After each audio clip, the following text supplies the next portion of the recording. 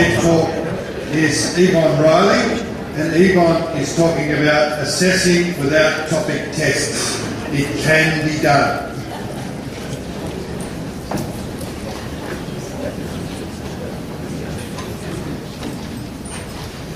Good morning, my name is Yvonne Reilly. For those of you who are awake and still with us, you may have detected I have a faint trace of an accent. Unfortunately for you, I've just spent a couple of weeks in Scotland with my sisters, so your job today is to penetrate the accent and try and get to the English of it. I work at Sunshine College, I'm a lead teacher there, and my job is to look after maths and numeracy of the college.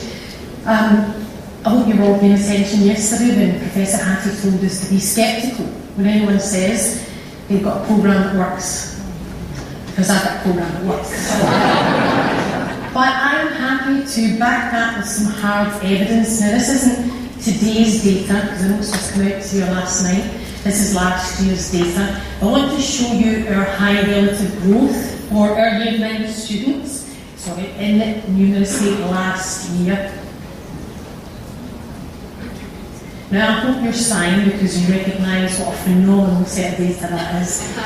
That is a graph that shows 90% of our students have relative growth of at least medium, but more than 50% of them have high relative growth. So, that's the context I want to start my talk with. We do have an effective programme, and it does require effective assessment for that programme to actually work well. So I want to tell you about a kind of situation that we had before we started implementing this programme, and I want to do it by telling you a story about the mysterious case of Ned and Ted. Now, Ned and Ted are twins, and they are identical in every way, apart from their colours of clothing, and also Ned is actually a really good mathematician, and is he's a good mathematician. Ted, not so much. Ted doesn't like maths, he doesn't do so well maths. He's good at other things, but maths is not his game. The good thing is, both boys are in Year 8, and they go to a school that groups their students for ability. So Ned's in the top group, he's in group 1, and Ned's in the 4th group, he's in the lowest group, and they both use the same Year 8 textbook.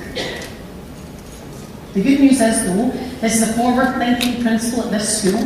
The teachers are allowed to select, adapt, modify the curriculum that comes from that textbook to suit the students that they've got in their class.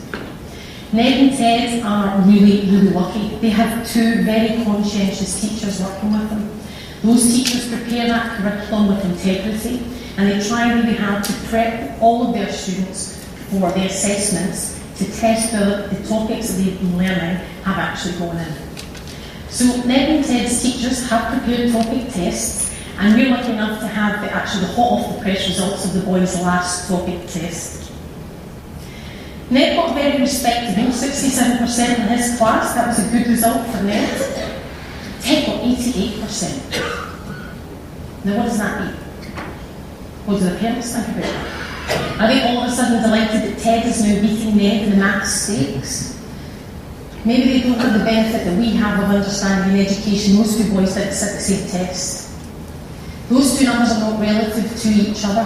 They're relative to 100, but 100% of what?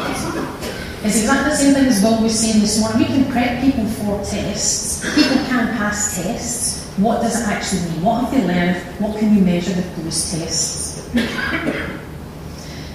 Now, we know in an average cohort there's no such thing as an average student. There's Ned somewhere close to the top, there's Ted languishing way down at the bottom.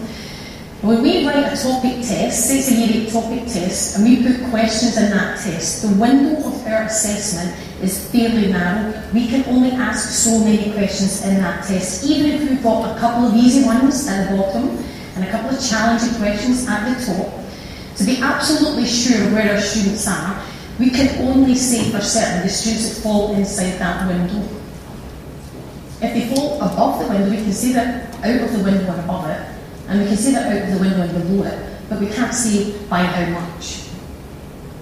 So we can't teach them very effectively because we actually don't know how far behind they are. And teachers are generous people. They don't want to say that someone is 5 years below where they actually are, but in a typical year 8 class, you can have a 7-year span in ability for any subject. So why do we continue to topic test? Well, we topic test for a number of reasons, and one of them is these things here.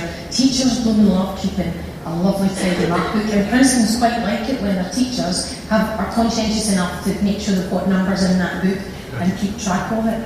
So we do it because we like to keep control of our numbers, and there's nothing better than a percentage for popping in those empty boxes. The other thing that we are really comfortable with is topic tests. Teachers actually understand topic tests, they understand the point of them, they understand how to deliver them, and they like to analyse them in as much as they can generate a nice percentage and pop it into the markbook. So we're very familiar with topic tests, and it does what it says in the tin for us. And the last thing is that we still really like that score. We can't get past the score. We still value achievement, even though we say we want improvement, even though we say we want growth and progress, we still give a single score. So what we do at Sunshine College is we try to focus on growth. This is not just growth in numeracy, this is growth in other things. And so if you're going to focus on growth, you're going to have to find a way of measuring growth.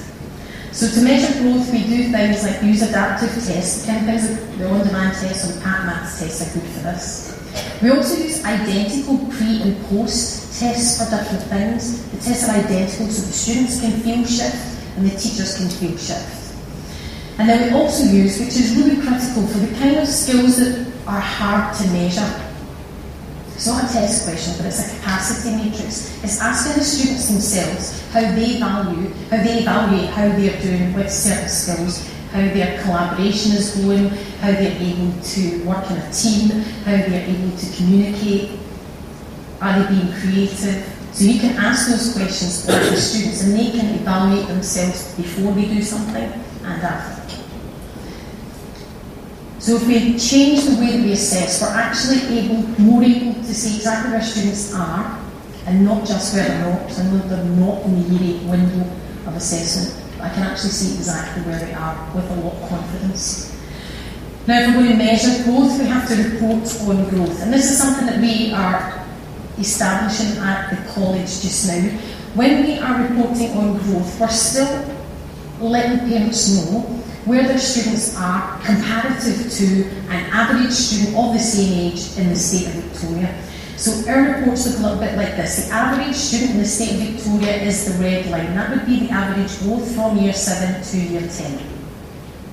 Our student is the guy with the blue line. His marks are the dots, but we don't focus on the dots. We focus on the lines between the dots. The lines between the dots tell us and tell the student how far they have grown since the last time they were measured. Now, is this student doing a good job? Who's a better student? Is Sam the better student in this case, or is Tom? Now, if we're measuring achievement, Sam's red circle is clearly lower than Tom's yellow circle. So all I'm reporting on is achievement. Tom looks like he's the best student here. But I'll take Sam any day of the week over Tom, because Sam, this kid knows how to learn. Tom is coasting. He's actually now got to the point where he's stopped doing anything at all. So you need to target your assessment, make sure we're not just measuring in that really narrow window. If you're targeting your assessment, you need to target your teaching, and that's how we capitalise on students' individuality, what they want to do, what they want to learn, how they like to learn, who they like to work with, the speed which they think, use all of those things. And at the end of the day, if you assess without topic tests, not only can it be done, it can be done better.